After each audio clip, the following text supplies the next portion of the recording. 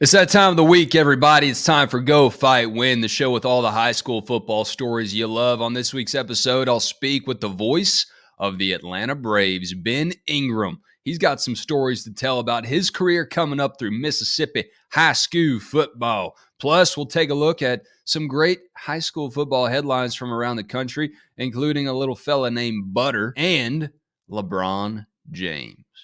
LeBron James, he's not on the show, but he does have a request for all of us, and that is to not forget that he played high school football.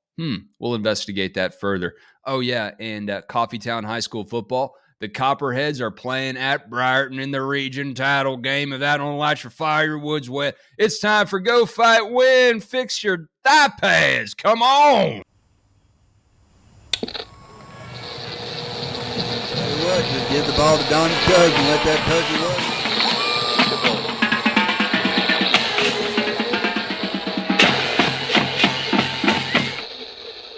Episode 10, the Chipper Jones episode of Go Fight Win. No, Chipper's not on.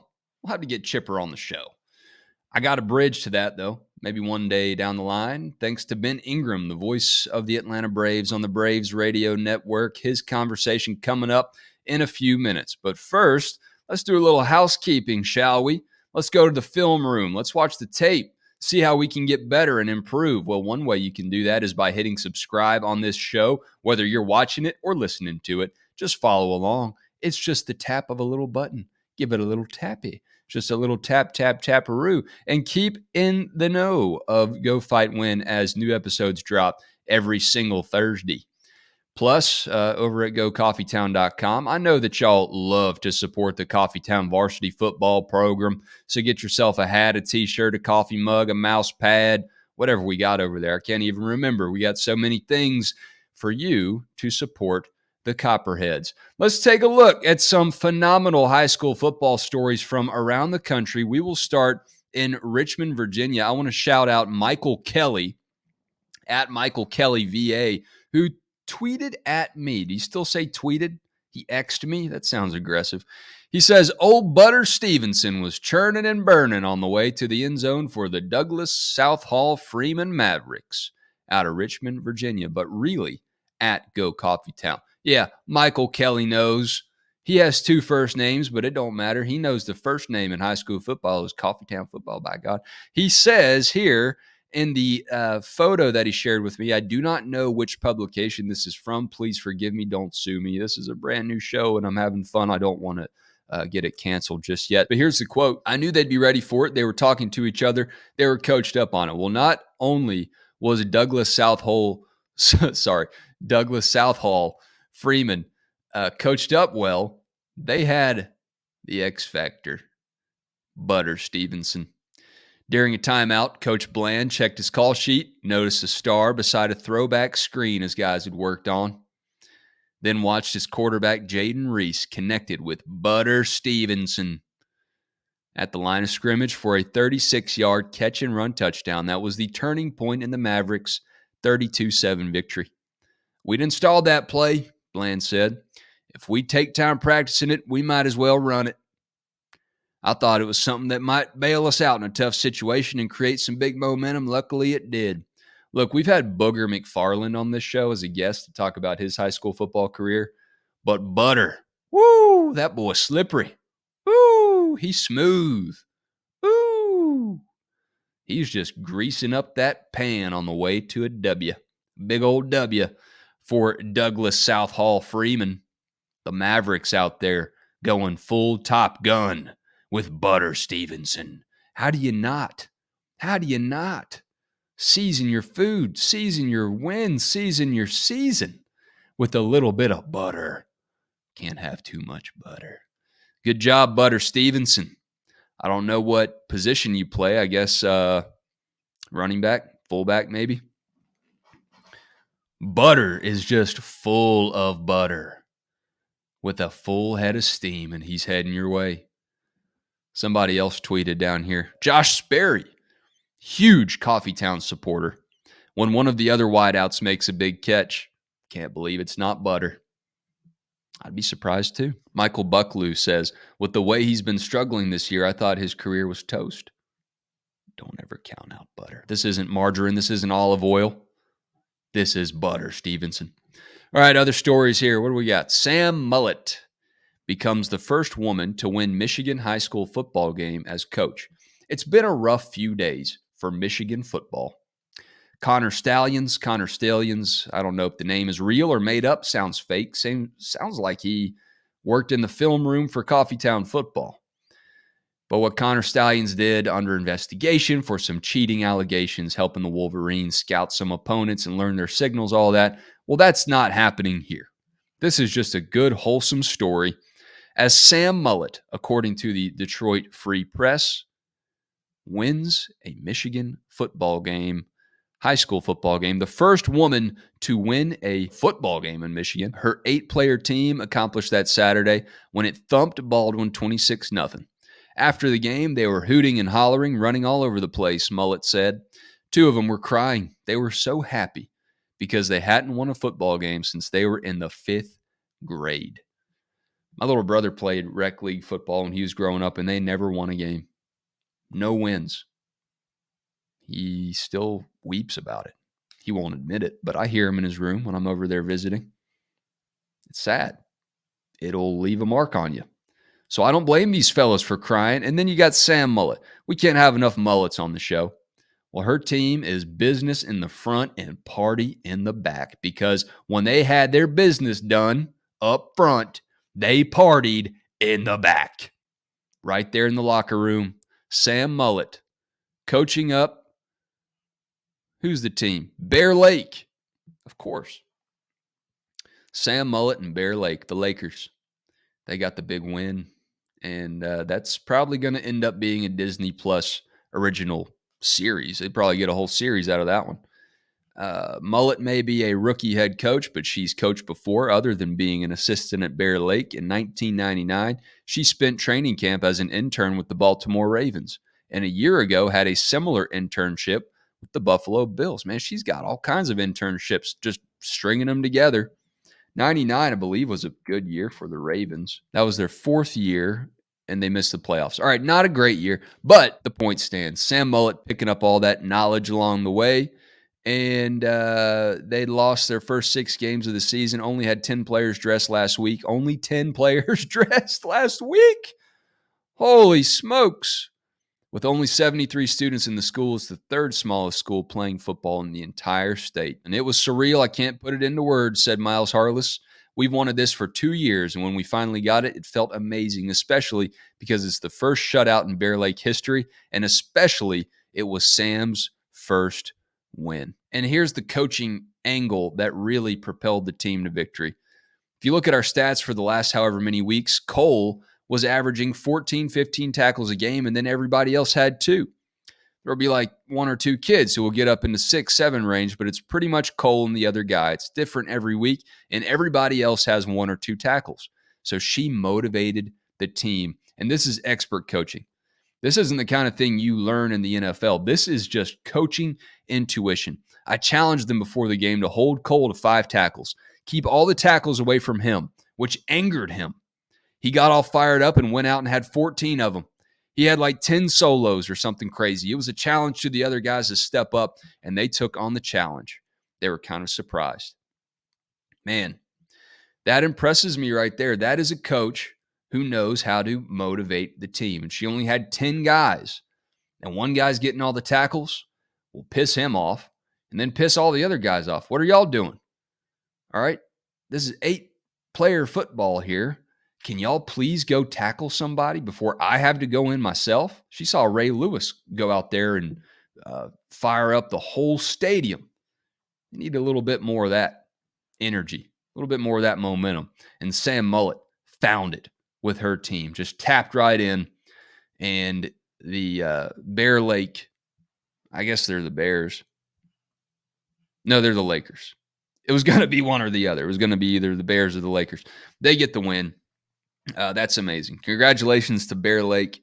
Congratulations to Sam Mullet. Speaking of Lakers, here's a fella you may have heard of before, LeBron James. LeBron James.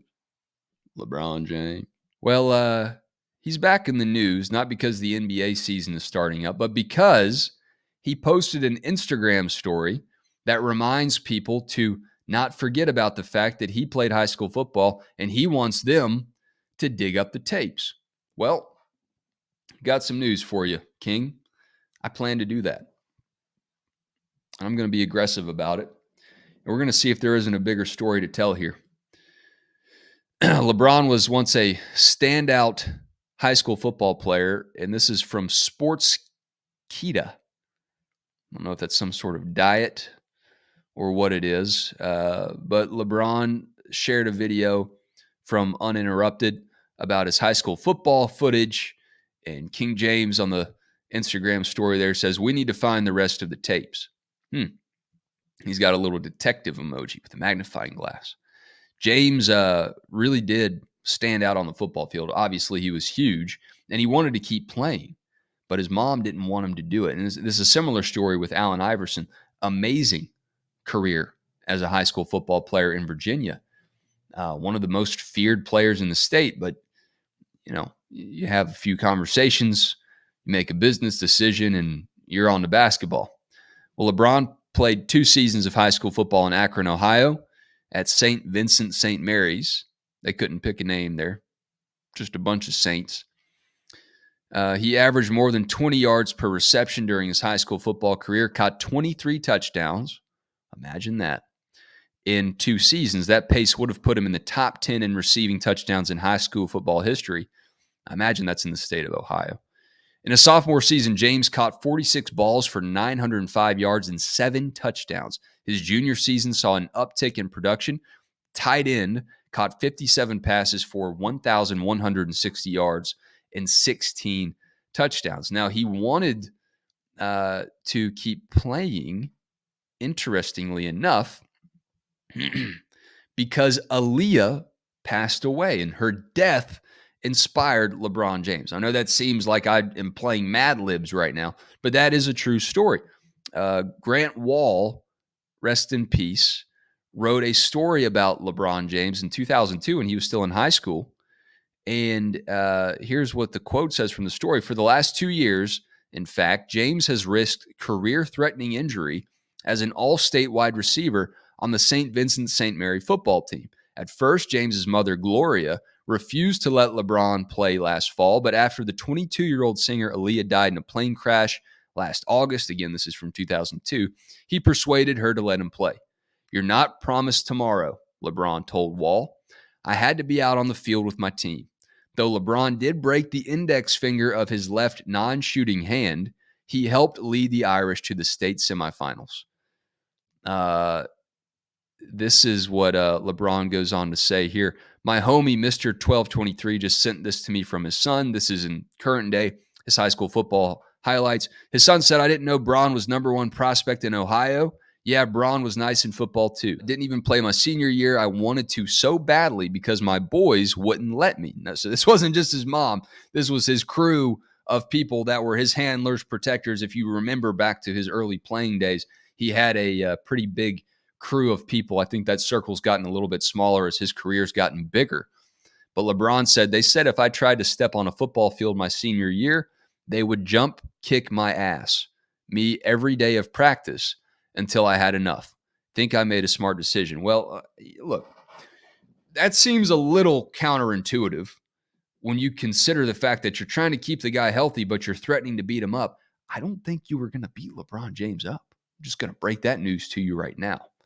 No matter how many of you had, watch him play high school football.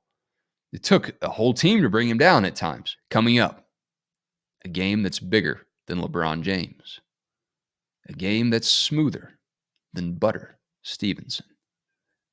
A game that has a lot more on the line than Sam Mullet's previously winless Lakers team. It's Coffeetown football time. Time for the radio broadcast of Coffeetown at Briarton in the region title game.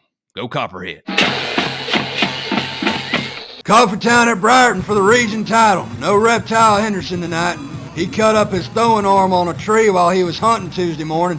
The doctors say they ain't never seen infection like it. He tried to give it a go at practice this week, but the trainer said there was just too much pus flying around.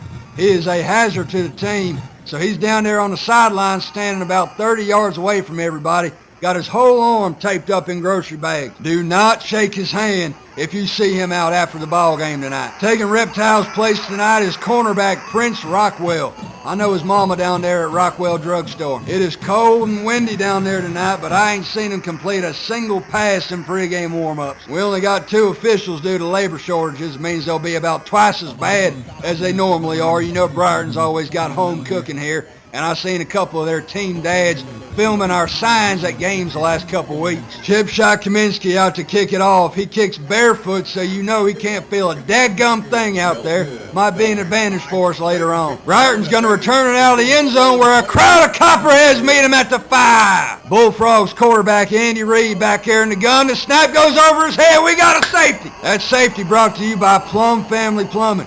When you're all backed up and got nowhere to turn, call Plum Family Plumbing and check them out on Facebook. This too shall pass. Time for this week's Academic Athlete, brought to you by Big Tire. Team trainer Paisley Gomez takes the team up and keeps them hydrated. Paisley, what's the worst injury you ever seen, darling? How'd you go about treating a compound fracture? I got a rash that is really barking behind my knees, kind of like the armpit of my leg, if that makes sense. Could you take a look at it for me? Reptile didn't infect you when he was out there throwing at practice this week, did he? Briarton driving on us up 3-2, 1 minute left and no timeouts. They've been holding all game, had 12 men on the field a couple times, but the refs were down there looking at their phones and missed it. One of them just left. So we got one ref on the field and he's also doing chain gang. Bullfrogs got a 4th and goal from our 1 and we have got to get a stop. They hand it off to Twig Thompson. We meet him in the backfield and Twig fumbles. Couple copperheads, number 44, number 2 jumped on that ball. And that is Coffeetown football right there. We got a big stop, but it is time to go to work. Rockwell is 0 for 14 passing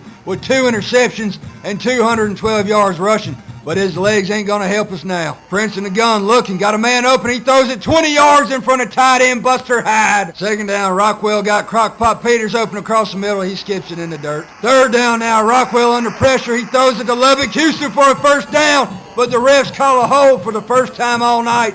And of course it's on us. 3rd and 20, 30 seconds left, and Rockwell's going to get sacked. 4th and a mile, here's the ball game. Prince, don't spike it, whatever you do. Rockwell takes a snap, rolls out to his left, and uncorks a prayer in a crowd of bullfrogs. And Lubbock Houston brings it down at the Briarton 35 for a Coffeetown 1st down. Houston, y'all have a problem. Rockwell's about as timely as a church bell. Even a broken clock works twice a day, but we just needed one. 5 seconds left. Spike it, Prince. Come on. We're going to bring Chip Shot on for a 52-yard field goal. His previous long is 28. Man alive, I can't watch. The snap, the hold. Kaminsky connects with that 4-toe barefoot of his. It hits the upright and rolls over. It's good. It's good. It's good. The Chip Shot heard round the region. Coffeetown takes the crown 5-3 on a safety and the soul of Kaminsky. Ref was down there getting a cup of water and talking with the cheerleaders. But we all saw it, and he just got nervous and threw his hands up. Chip Shot Kaminsky kicked that ball like it was hitting on his mama. I mean, if he clips his toenails today, that ball is short. And the Copperheads are carrying Kaminsky off the field. Oh, hell, y'all get Reptile Henderson away from that foot. All right, our guest does play-by-play for the Braves Radio Network. He's called a World Series title, a ton of postseason games, the NL East champs for a million years running, it feels like. He is Ben Ingram. I'm going to try to match his tones here on the mic, but it's impossible unless I down a quart of scotch and have a couple cigars. Ben, tell me about your high school sports career. We'll start there. I know you did a lot behind the mic, but where'd you go to school? What was the environment like where you grew up? Sure, absolutely. Thanks for having me. This is definitely fun. I grew up in Madison, Mississippi, just north of Jackson, Mississippi. Went to a high school called Madison Central High School, and it was a school that was combined with 2 other schools in the early 90s. So by the time I went to school in the mid-90s, it was really going and a big school and one of the biggest in the state. And everything was new. I mean, the football coach that we had and the baseball coach that we had, they were the first coaches at that school. The uniforms are new. The colors were new. The mascot was new.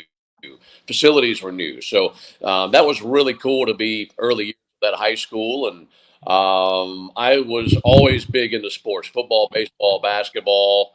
Loved playing all three. Was hardly good enough to be on the field for any of those, but was just around and in the field house and on a team and in a dugout and on a sideline and that kind of thing. But it was more so just the culture of anything. I just loved being part of a team and being around my buddies and watching guys who are significantly better than I am play those games and play those sports. But it was fun just to be a part of that school. Yeah, when I say high school sports coach, who's the first coach that comes to mind that either molded you, shaped you, or left an impact on you one way or another when you think about playing high school ball? I think two guys come to mind. Number one was our football coach and athletic director, Mike Justice, and he is a legend back home. I think he's won a state championship in football at 3 different schools. He won the state championship 2 years after I graduated. They had 5 guys on that team that played in the NFL. I mean, it was Stephen Gostkowski and Wow. Chris Spencer, Harris Harrelson, and Doug Buckles and Mike Espy.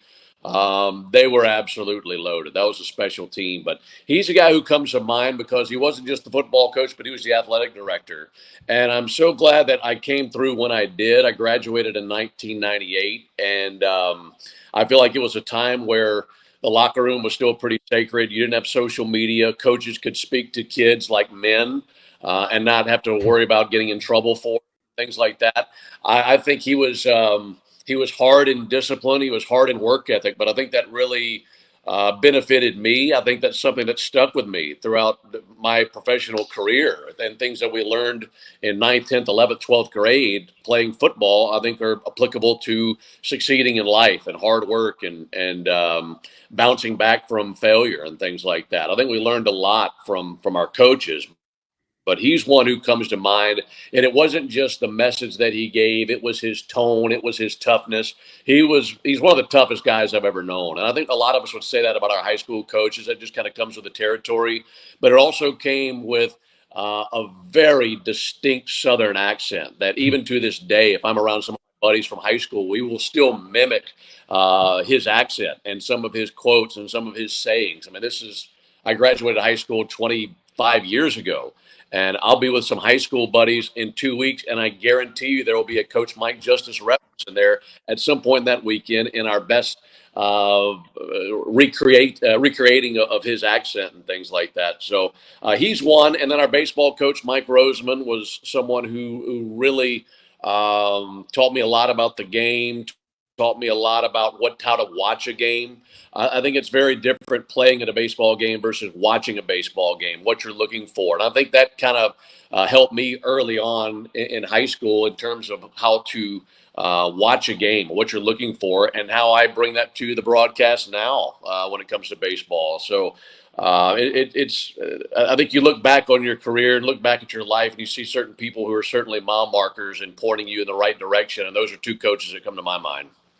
So I'm putting you on the spot, so you can choose whether or not you want to do the accent. But what are some of those one-liners or quotes that you know your buddies are going to be talking about here when you meet up? Well, I got one buddy who I'll see him in 2 weeks. He was a cross country guy. He was very thin, and Coach Justice, he talked like this. He'd come in, fellas, what are we going to do? And he'd look at a guy like my buddy Bryce, and he'd say, Coach, we got to get rid of some of these pencil arm boys. We need to get some real weightlifters up in here. We need some strength, some strong boys in here. Cut it. Stuff like that. He's like, are you tough? Are you tough, boy? My dad was a pup wooder. And when you talk about tough, we hold wood all day. And we were up and down the highway, stuff like that. Those are the things that come to mind. We were a 5A school at the time. There's 7A now. And there was also a private school in our neighborhood, or in our town, called Madison Ridgeland Academy, MRA. So they're the private school, we're the public school. And he would often say, he's like, fellas, this is 5A football. This ain't 4A, Yep. This ain't 3A, and it sure as hell ain't MRA.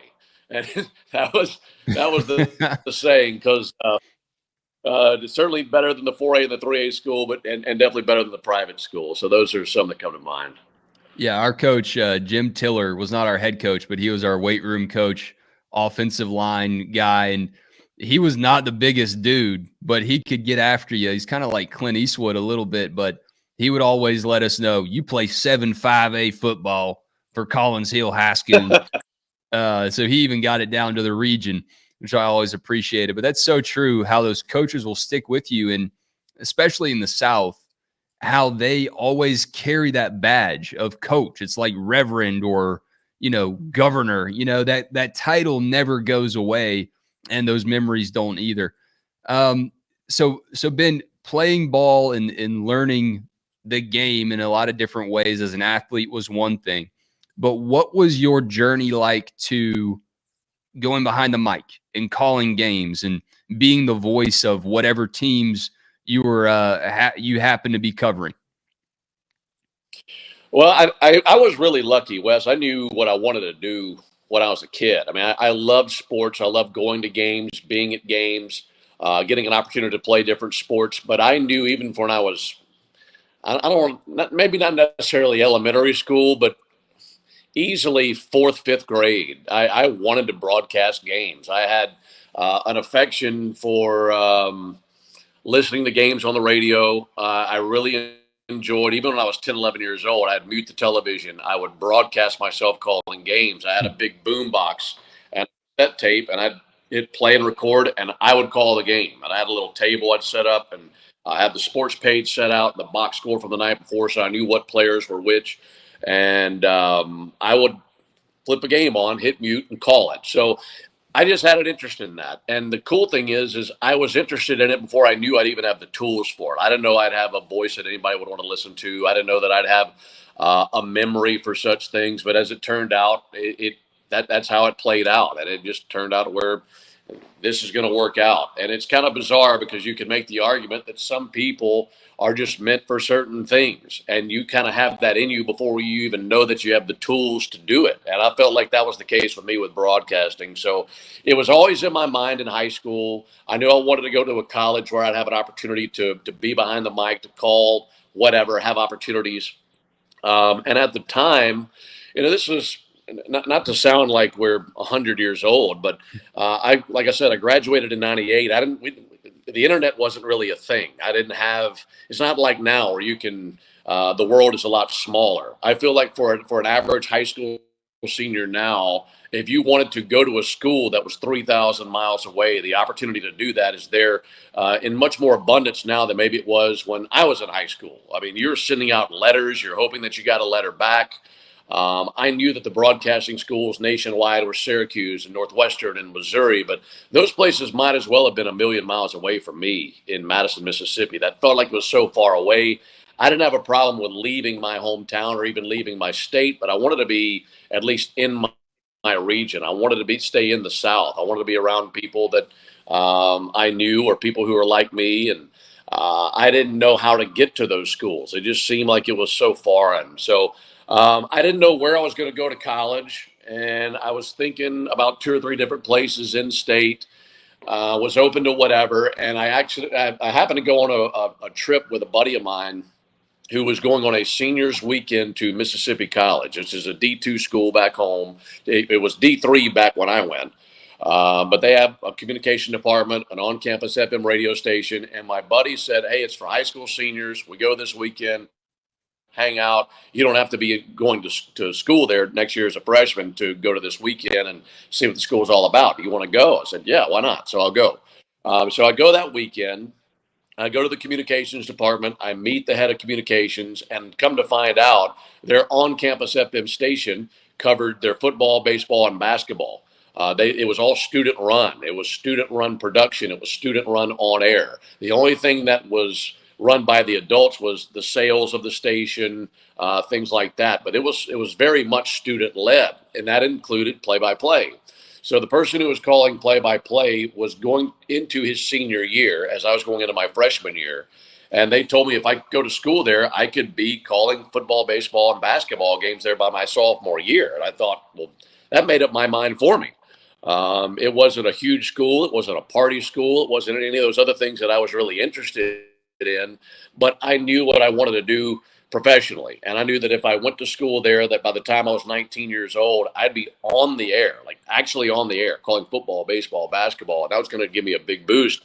So that's what I did. So in college, I was calling Division III football, baseball, basketball games, men and women's basketball, baseball and football. And by the time I finished that, I had 3 or 4 years of play-by-play experience that I used to getting in the door in professional baseball. My first professional baseball job was with an independent team there in Mississippi. This was in 2004, and was making. I mean, I was working for PB and J's, but I didn't care, man. I was on the air. I was calling baseball games by guys who were paid to play the game, and to me, that was just everything. I did 1 year of that, and then got a job with the A-ball team for the Padres in Eugene, Oregon. Moved all the way out to Eugene. Lived there for a season, and then the Mississippi Braves came into existence. The Double-A team for the Braves moved from Greenville, South Carolina, to Pearl, Mississippi, which is 20 minutes from my hometown.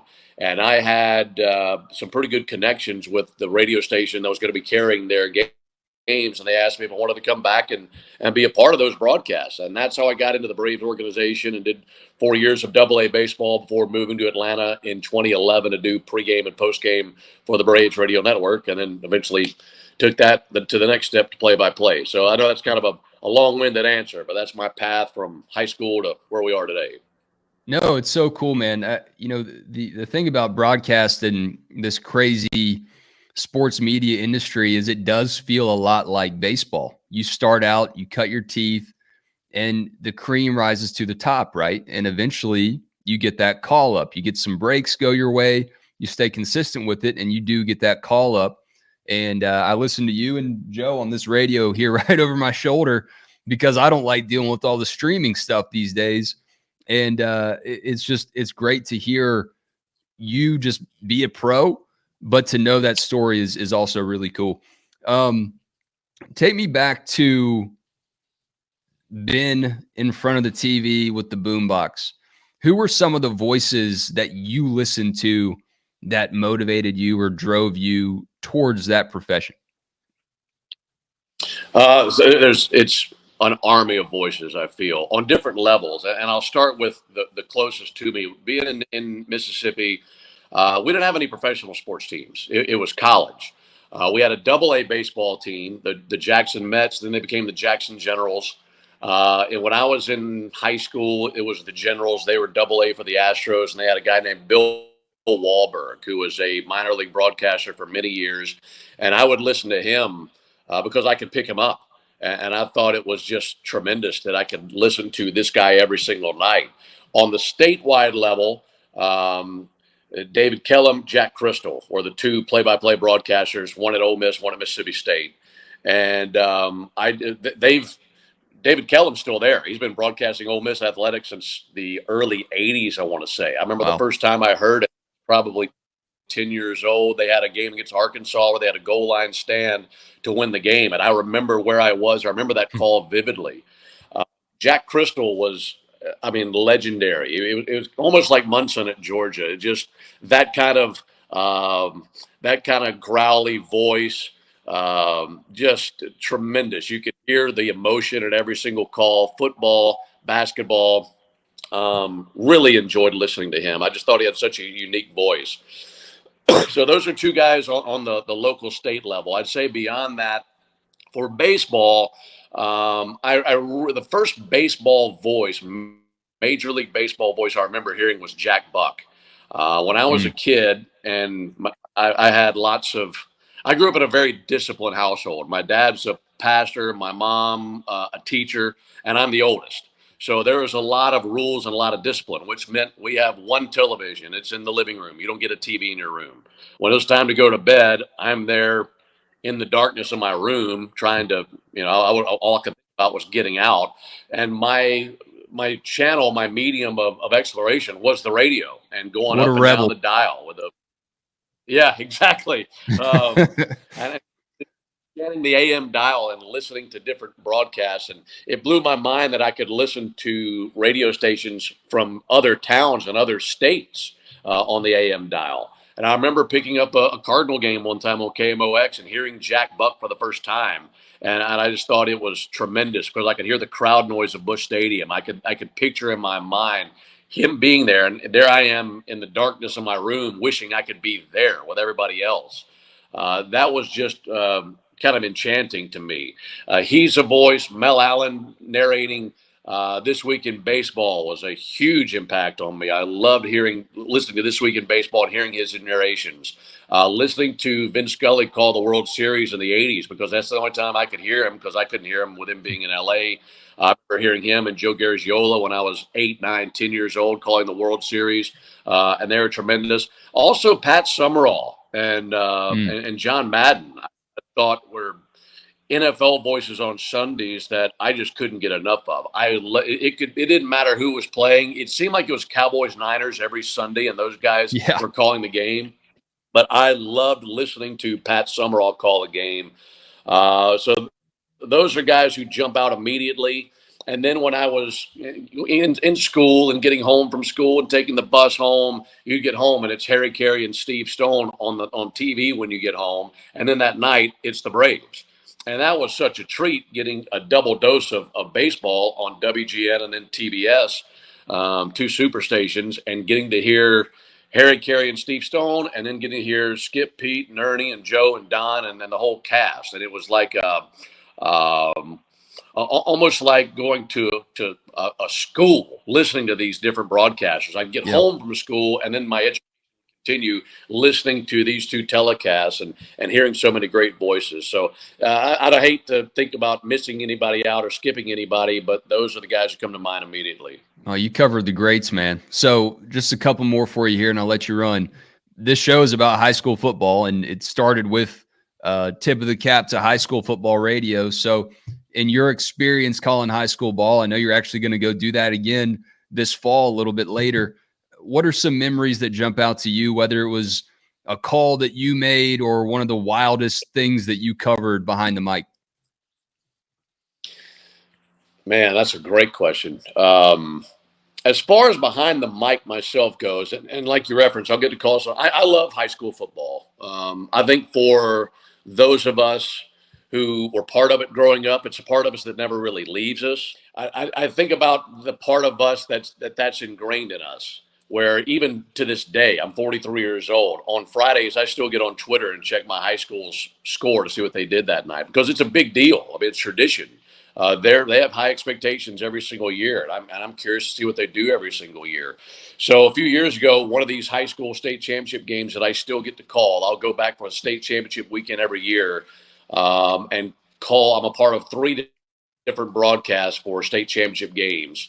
And I got to call my own high school winning the state championship 2 years ago. This was 2 months after we won the World Series. That was really fun. I got to call the Braves series in November, and then my high school win the state championship the following month and get to be on the call for those two. That stands out.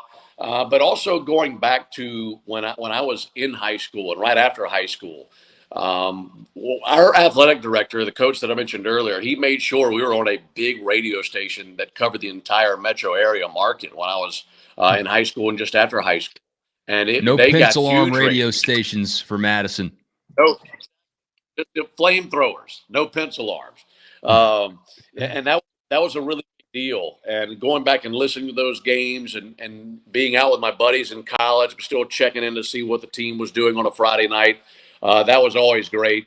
And then, of course, I think about some of the times where you travel around, whether it's in Georgia or Mississippi or wherever, and these facilities are hardly the best that you've ever been in. And I think about some of the places where I have broadcast at a high school football game. I remember one time I got to I was calling the North State Championship game. This might have been in 05, 06. It was South Panola High School and Starkville High School. And the visiting radio setup was a high school desk sitting in the bleachers. And it was about 30 degrees that night. So I'm sitting in a kid's desk with all my gear calling a game. And you think about some of these facilities. I remember one facility, the visiting radio booth was a pew from a church sanctuary on the rooftop of the press. I love so that. I'm running cable down, and sitting in a church pew at the top of a press box, open air. But it was just always an adventure. You never knew what you were going to get when you showed up to some of these places, and those are two that stand out. It is a spiritual experience sometimes, Ben. Last one for you. How familiar were you with Austin Riley's high school football career leading up to what he eventually became as a professional baseball player? It's pretty remarkable what he did, man. Yeah, it is. And I didn't know the quarterback side of it until maybe this past year. I knew he kicked and punted because his dad was a punter at Mississippi State. And I'd made the joke before that that was the perfect time to be punting at Mississippi State in the late 80s because they probably got more playing time than any other punter in the conference.